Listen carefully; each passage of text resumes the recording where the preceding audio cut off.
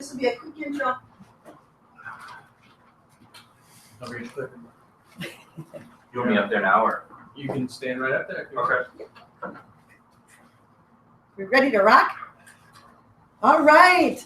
Welcome, everybody, to our Power Lunch. I'm Lisa Olsonowski with Office Centers and Virtual Office Centers, and I'm just thrilled that you're all with us here at International Plaza, as well as our other 4 locations. We obviously have the ideal work right over here, innovative workspace solutions for small businesses, and we have an opportunity now to highlight one of our very favorite Virtual Office Center clients, Michael Fannert. I actually have the opportunity now to introduce him to you. And Michael is the president and owner of WizKids, the Navy SEALs and Sherlock Holmes of VoiP and IT, and Office Centers and Virtual Office Centers go-to guy. When it comes to phones and IT, he is our guy. And believe me, he's answered calls in the middle of the night, early morning from us at Office Centers, and we really appreciate it. He leads an amazing team of closely knit people who love technology and know a thing or two about closing up tickets, monitoring systems, and getting to the heart of the problem. So with that, let's welcome Michael. Woo-hoo! Thanks, Lisa. Thank you very much. Like Lisa said, I'm with WizKids. My name is Michael Fannert. I'm the CEO and founder. I started WizKids in 2009. What I'd like to talk to you about today is really 2 things for small businesses: voice over IP, our hosted VoIP, and also technology and how small businesses can leverage technology to compete with larger companies. So a little bit of background about WizKids. I started the company in 2009. Funny story, before getting to Office Centers, we didn't have heat in our office. So yay, once we got to Office Centers, not only did we have heat, but we had a lot more.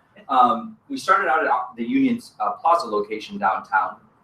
Lori and the community at Office Centers were really an important part of launching and us getting to where we are today. And it's been a really fun ride. We offer both IT and VoIP services here in the Minneapolis market, as well as in Texas and Ohio. So I knew 3 things when I started WizKids, and I knew that I wanted to grow my business. I was going to need to compete with larger businesses in order to do that.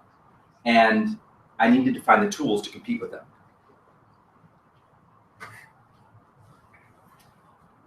So how was I going to leverage technology, and how can small businesses leverage technology really to compete with larger organizations? And there's a couple different ways you can do that. The first is having a hosted VoIP phone system can provide you with the features that allow you to compete with large organizations. You can look at industry-specific software, which we'll talk about today for specific industries. Things like cloud backup and cloud-based email can give you the presence of being in a larger organization or a business than really what you are at that time. So kind of before I go on to the VoIP, so one of the things that, talking about small businesses, and I think back to a time when I meet with a lot of clients, small, large, enterprise. We work with a lot of different companies. And one of the things that really stood out to me was, and it dawned on me after a meeting with a client one day, I walked in, it was a manufacturing company. They had been in business. It was 3rd generation owned. I walked in and it was like, no one had done anything with this place. And maybe since 1960, 65, right? I walk in, I talk with the owner, and the conversation was very much revolved around, how can we move the company forward, And as I left that meeting, I thought about it, and it really dawned on me that the businesses today that aren't embracing technology are really being left behind. And owners who look at technology as an expense and only as an expense are being left behind. And I see it when I go into client meetings, and the first conversation is, oh, how much is that going to cost? How much is that going to cost? If you're looking at technology just as how much is that going to cost, you're looking at it in the wrong way. You need to look at it as, what's it going to do for my business? How's it going to allow me to compete? Is it going to allow me to be more efficient? All those questions should be asked before you just look at it as, oh, this is an expense I'm going to have. And I can walk into 2 businesses in the same industry, one that's embraced technology, one that hasn't, and it's clear who's putting more money on the bottom line. Immediately clear. So Think about that as we're going through this presentation today. So you should look at technology not as an expense, but as something that's going to help your business grow. So leveraging these different technologies, and one of those is VoiP. So VoiP has come out pretty strong in the last five years, really, and there's more features, and the industry's changing as we speak. One of the things I want to point out to everyone watching today and here today is there's some features that you can immediately add to your system that are going to allow you to compete with large organizations. Small features like voicemail to email. An example of that would be, we're all used to, probably by a show of hands, we're used to getting information all the time, right? We get it on our phones, and we can look for something, get information right away. That's how we expect to, that's how we live, right? So when someone leaves a voicemail message and it's a message that's important, getting back to that person right away is extremely important in either securing that client, taking care of the problem, whatever it is. And those that are doing that in a manner that people are used to getting everyday information are the ones that are winning that business. So by getting my voicemails in my email, I can get it on my mobile phone right away, listen to it, and decide, is that something I need to take care of now, or can that wait till tomorrow, right? And people expect that level of service. That's what they're getting out there. They're getting information and service when they need it. Things like Find Me, Follow Me, and call forwarding. And we've had call forwarding for a long time, right? It's been around forever. The new add-on is Find Me, Follow Me. And what that does is it really allows your office phone to ring and your cell phone to ring no matter where you're at.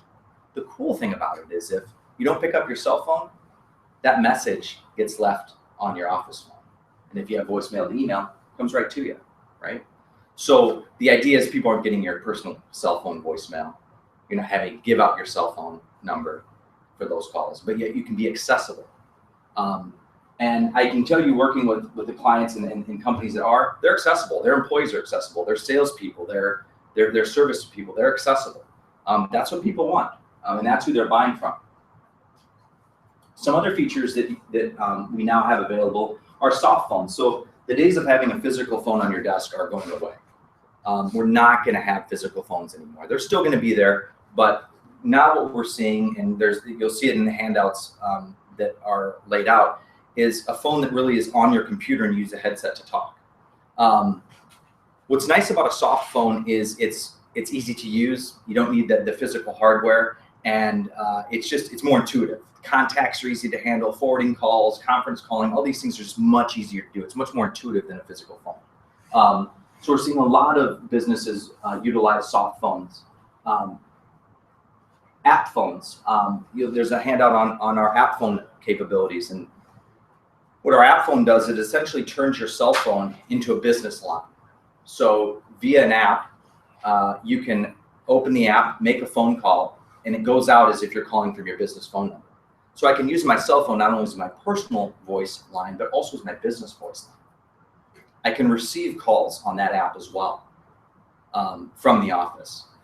So the industry is changing, and that the devices that we use are changing, right? And how we communicate.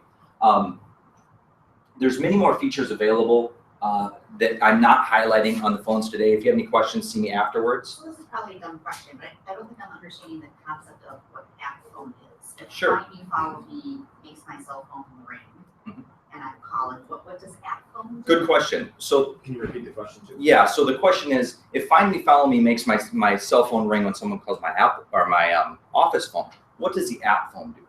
The app phone can replace your office phone. It works as another device. It's just an application on your mobile phone. Okay. Yes. Yeah, question. With the app phone though, is there any concern about security since it would be via Wi-Fi? A lot of Wi-Fi is not private network. If there is some concerns with that, there's definitely some concerns that you could have with, speaking about information over that. You always want to be careful anytime you're giving out private information like that. But yes, there are some concerns with that. Yeah. But in the end, if someone wants, in today's market, if someone really wants to get that information from you, there's ways to do it. A lot of different landline based or mobile based. If you're really a target of that sort of nature. So Michael, I might have missed this, but app phone means there's an app that goes onto your phone. Is it a free app? The app, I think, is $7 at the App Store. Yeah, so it's not very expensive. Yeah, it's really, it's a great feature. I use mine quite a bit. What's nice is it can be used on, we recommend using it on Wi-Fi, on a Wi-Fi network. So if I'm in a coffee shop or I'm at home, I can just use that phone. It also has the ability to use the 3G or 4G data network, so you don't have to be connected to a wireless network. We just let people know that we're at that point, we're using the cellular carrier's data network. And so sometimes there can be some issues with, call quality on that particular network that we really can't control. So it can be used both in Wi-Fi and on 3G or 4G data. So then your caller ID would read from your office, not from your cell phone. That's right. Yeah, so if you called me from your app phone, I would see office numbers. Right. Any other questions about VoiP? Some of the new trends happening in VoiP is something called WebRTC, which is actually web-based phones, which is kind of the new hot thing that we're working on now. It's not going to be mainstream for a while, but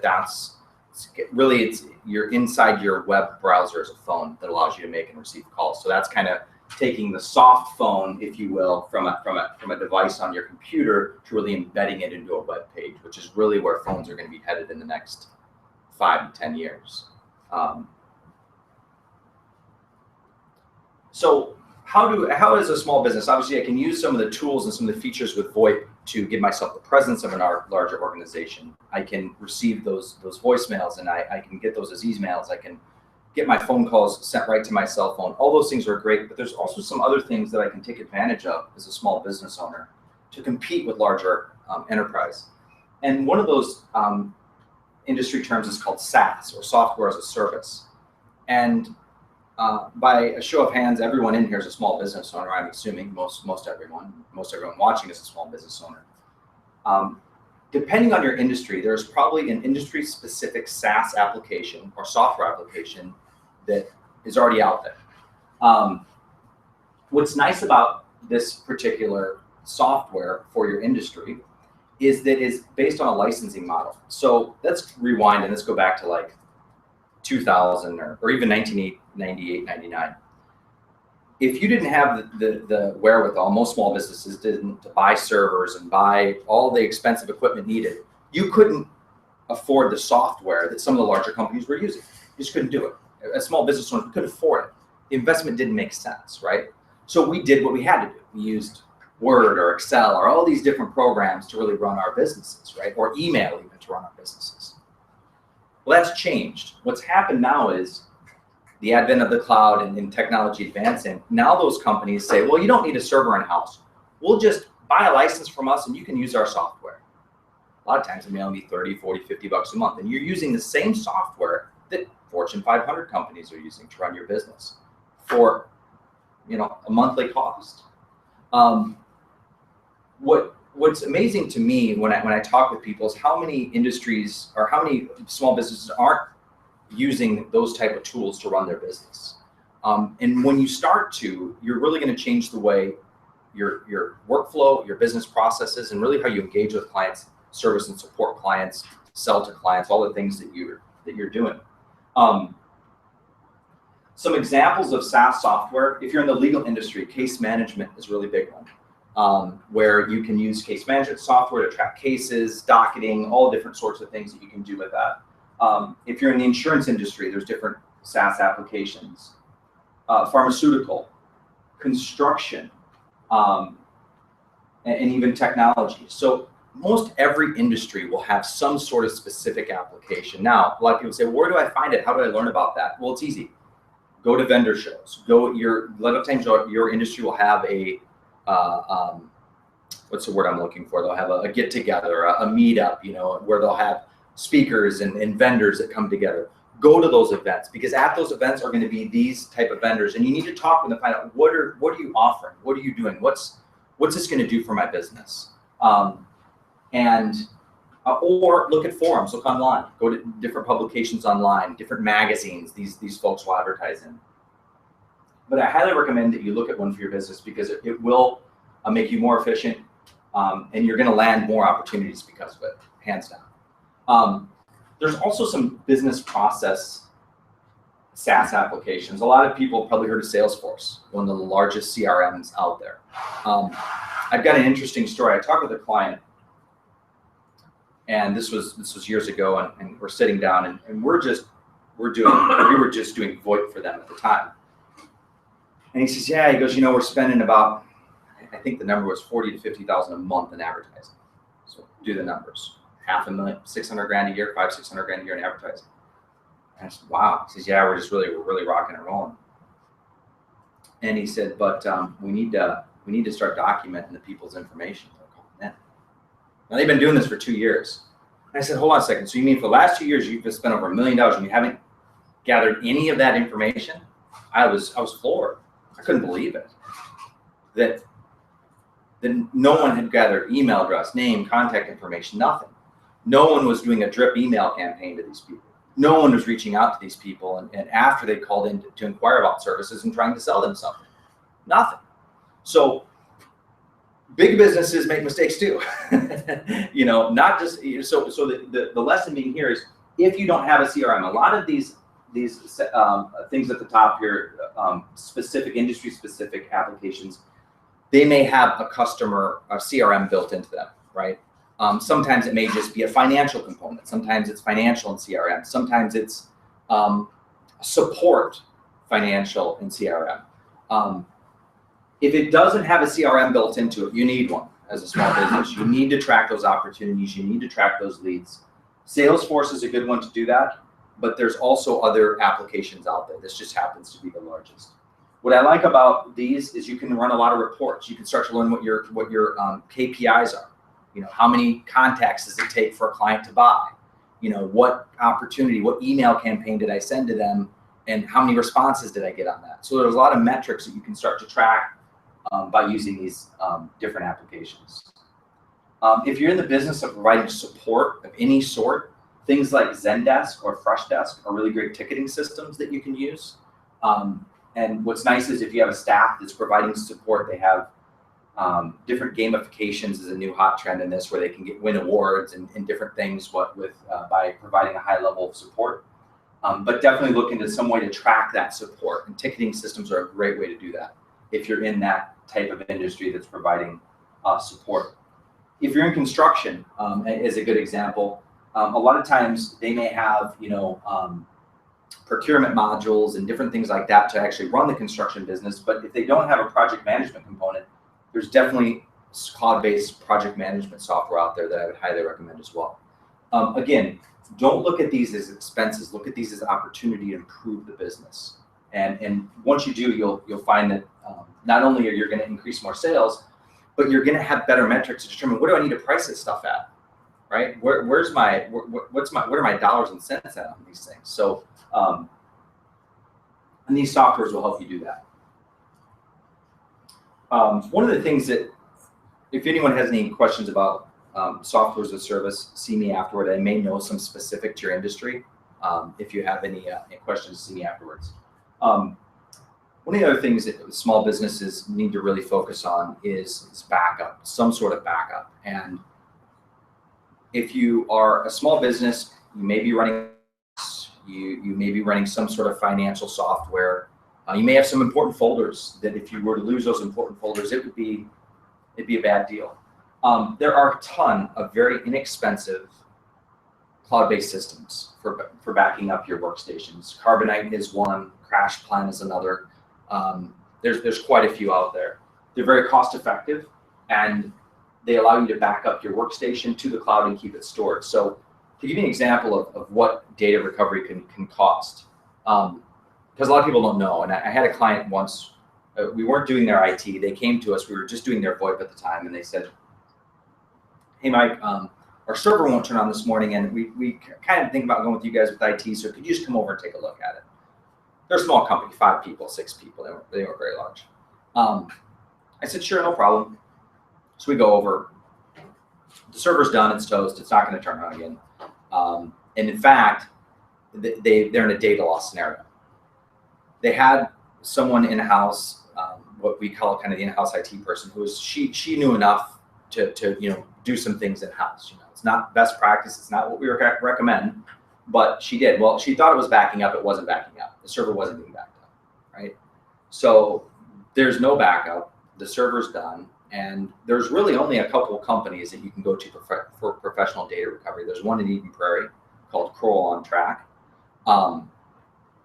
The price, and again, they're a small business, 5 to 6 employees. The initial bid to recover that data for them was $17,000.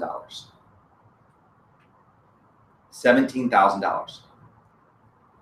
They paid for the data recovery because it had years of QuickBooks data, only to get maybe 60% of it back. You're never going to get it all back at that point.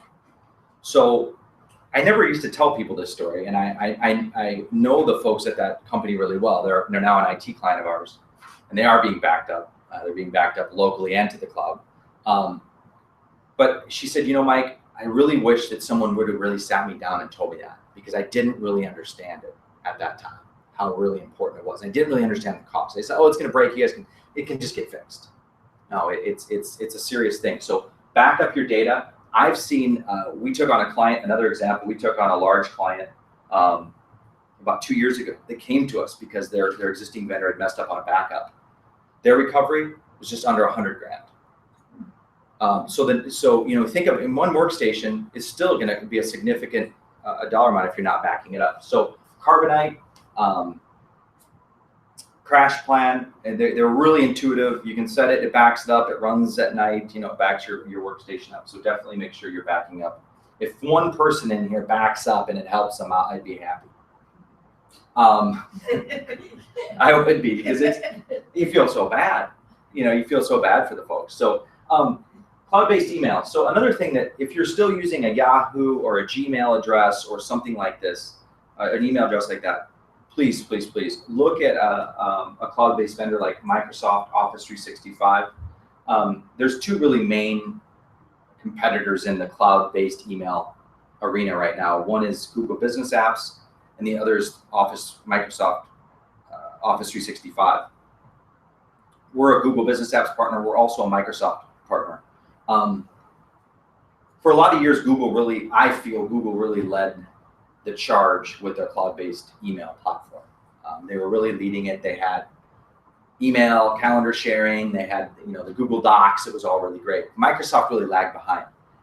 In the last 2 years, I feel, and a lot of my colleagues feel, that Office 365 has really taken that leading role.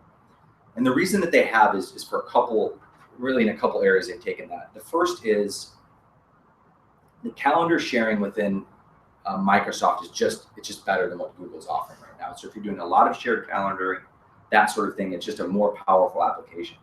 The other thing is that Microsoft started offering Office, the newest versions of Office, with their monthly subscription. So let me give you some ideas here of what this looks like. So for a regular email box, $5 a month, right? That gets you your own domain, so it could be michael@michaelscompany.com, right? Great. When I email someone, it's professional. I have a professional email address. I'm not look like I'm coming from Yahoo or Gmail. So I get my professional address. I get a calendar, shared calendar. So when I send appointment invites, it comes on my calendar, just like the days of working in the corporate, right? So $5 a month, $60 a year, 50 gigs of data. I mean, that's a ton of email. You can store a ton of stuff in there.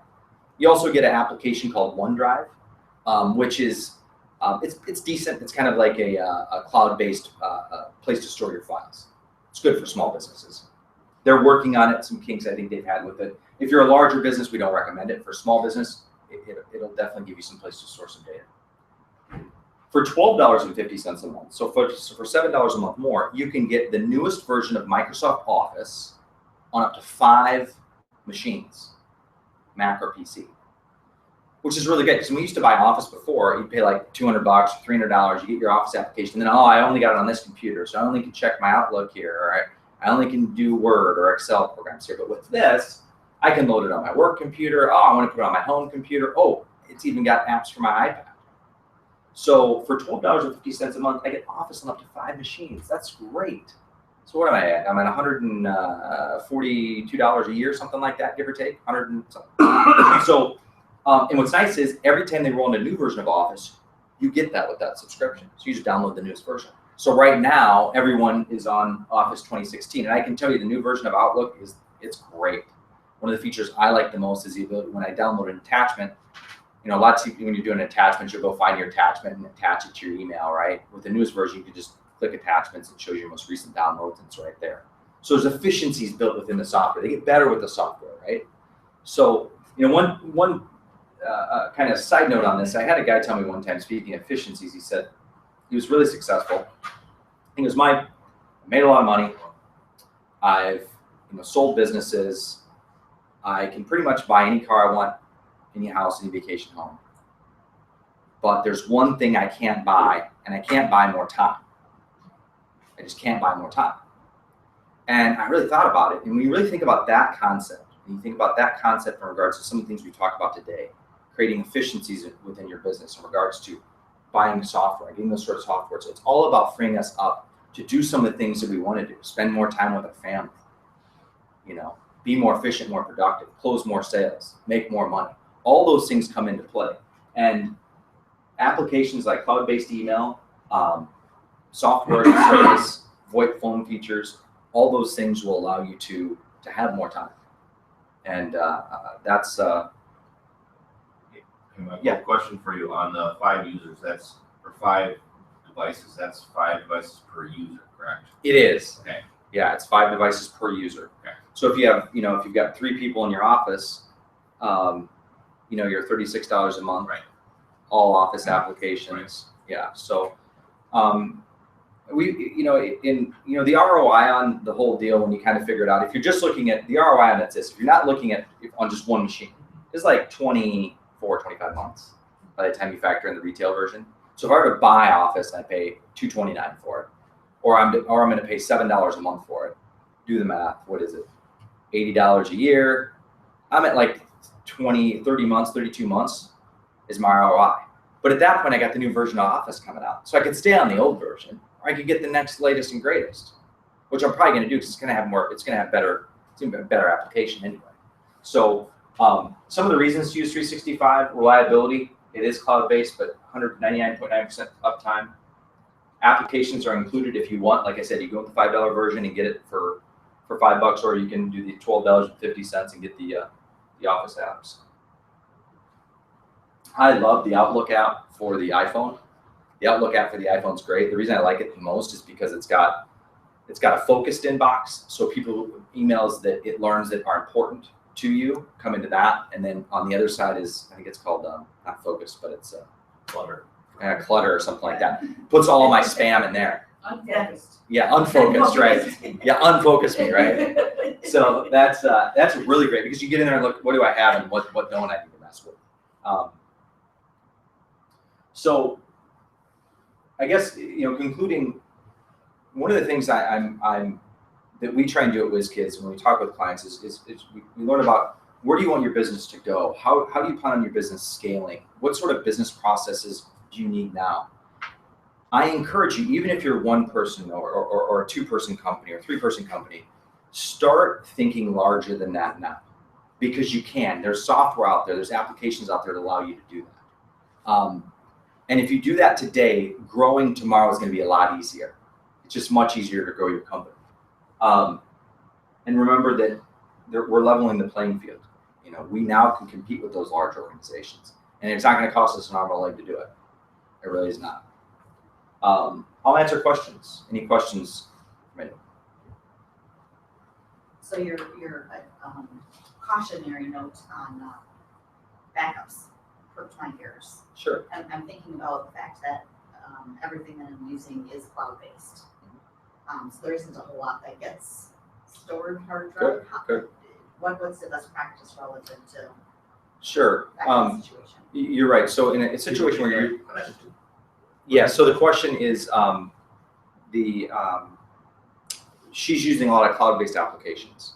So, good job. Do I need to really worry about backup?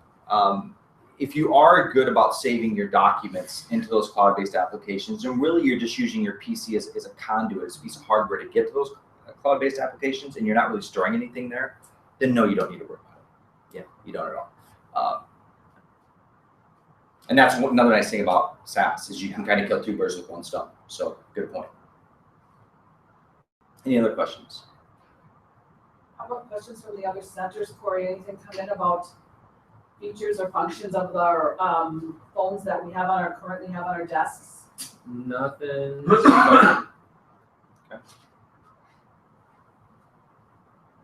Anything that anybody can think of about their desk phone, or how to, have that help? You said that you were hoping to hear something about some of the benefits and features of the Cisco phones that we have and what they can do. Yeah, I haven't really started operations enough to sort of test how I'm going to make things work. But one thing I'm curious about with the app phone is, can there be more than one device with that loaded? Yes. So, for example, if I have an employee who has the app loaded and I have the app loaded, and it doesn't matter which one of us answers, but customer can reach us. I believe that's a good question, and I'm not an engineer. So my senior VoIP engineer would have to answer. I believe that you can do that. Okay. It's extension based. So think about this: the extension's assigned to you. Yeah. So the only concern would be that it's ringing in multiple places, and it may be hard to know who's picking it up or who's answering it. Okay. And I know it's tied. I'm going to say right now, I'm going to retract that. I'm going to say it's going to be one extension per phone, not multiple extension or one extension for multiple devices. Okay. I thought what you were getting at was you had an iPad and you had an iPhone, your own two devices that you wanted to set up with. That would be slightly different than two different users. If I've got, say, VoIP set up on a connected at my home office to, say, fiber network, is that necessarily going to be a different line than anything that we're talking about with either the app or software? Repeat the question. Could you repeat that one more time? Well, if I've got, let's say, an app or a VoIP line connected to my home office on a fiber network,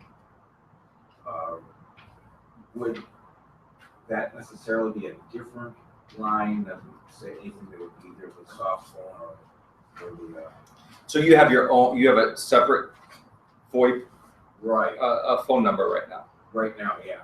Okay. So the question is, it sounds like the person asking the question has his own VoIP phone number, and it's at your home, and it's connected to a fiber network, and you're wondering if that would somehow could it be utilized with this system? Is that what you're asking? Utilized with this, or is it being served as a separate deal? It is separate. Okay, so like any kind of, let's say, VoIP through, let's say, that same fiber network, but like on PC, laptop, whatever, is going to be just a different number. Yeah. So think of it this way. I think where maybe this may help clear it up for you is that the fiber part of the component, that data, just look at it as a highway. It's not really doing anything. It's just getting the call from your home office to wherever it needs to go. It's going to go from your home office to the public switch telephone network, and then it's going to go from there. It's going to get directed off to St. Paul, wherever you're calling it, right? Every provider in this case has your DID number. That wherever that DID number is located, that's your provider. They're going to be the one that has the suite of products that you can use, right? So if you wanted to take advantage of these, you could port that number into OC and into Office Centers and take advantage of those features. So the number has to be with the provider. Yeah, because then the number goes into the software, and then that's where all the features come into play. Does that make sense? But I love that you have fiber at home. That's awesome. Well, actually, it's not quite there yet, but they're digging. Oh, is it U.S. Internet? Yeah. Okay. Must be in Minneapolis. Right. Okay. Nice. We might be close to each other then. Oh. I'll have to talk to you afterwards.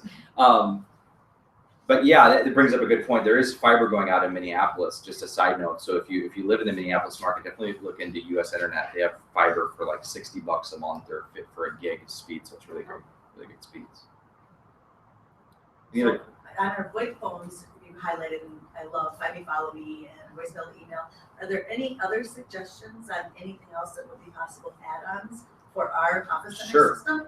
So presence would be another one. So on the Cisco SPA, if you have more than one person in your office, presence would be essentially showing, if someone else is on the phone, if they're busy, that sort of thing. So it gives you the ability to know if you're not in the same office but working together, what if they're on the phone and you don't need to bother them. So that's really a handy feature.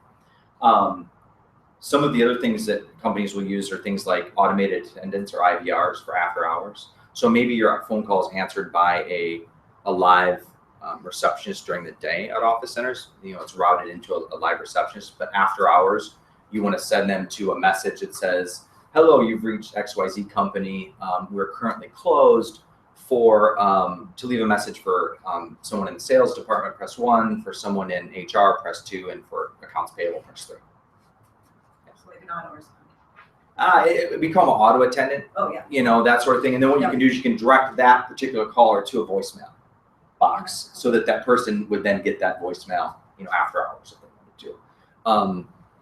That would be one that we see people using as well. So in that scenario, each one of those functions of people would have a different phone number that you're sending them to. Well, it would be, so what we can do is, not necessarily, and I know that complicates it, but if I send them to different areas, it could just be virtual voicemail boxes that they're going to, Okay. right? And so that could be a different message they hear. Hi, you've reached, the sales department, we're currently not available, or it could be an individual. So we can either point it to an extension, an individual, or we can point it to just a virtual voicemail box that we create a message. And then you can do layers of IVRs. So you could do for such and such, press 1. If you're calling and you're in the states of Illinois, Wisconsin, and Ohio, press 1. If you're in press 2. So there's a lot of different ways that can be done. It's very, we have integrations, which I don't know if we've done it for anyone at office centers, but we do have integrations with Salesforce. We have as far as a CRM. So what we can do is when you get a phone call, if you have either people making outbound calls or inbound calls coming in, we can pop something up on your computer screen that shows the caller information, and then you can quickly take that and open it up, and it can either already be assigned to a Salesforce contact if they're in Salesforce, because we recognize their DID number and we already tag it. We immediately tag it. And then you can enter notes and just save it right to Salesforce. Or if they're not in Salesforce, you can quickly open a new contact and add them. We want that. Yeah.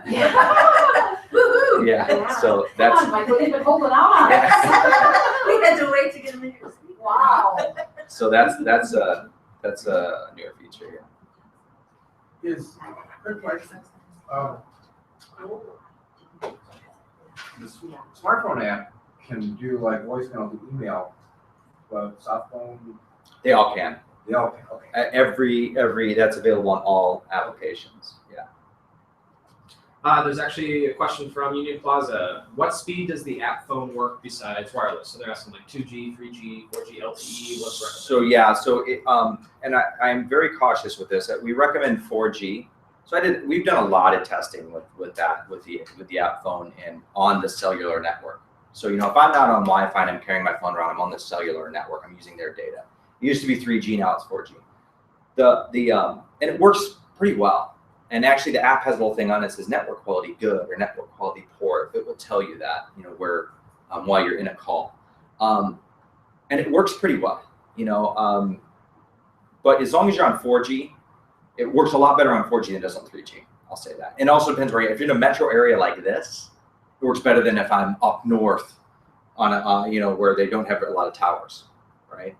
The other thing that I tell people is that what we don't realize with data towers and the way it works with cellular carriers, which I didn't until I started testing this, was that there's actually drop-offs. So data is not completely, it's not a blanket coverage. Every night I would call my dad and I would test it on the way home, and I get to this one point, this is when I lived in Uptown years ago, this one point, boom, I'd lose him. Every time I turn, right here, I lose the call. Exactly. Well, sure enough, there was the towers did not reach that area. There was a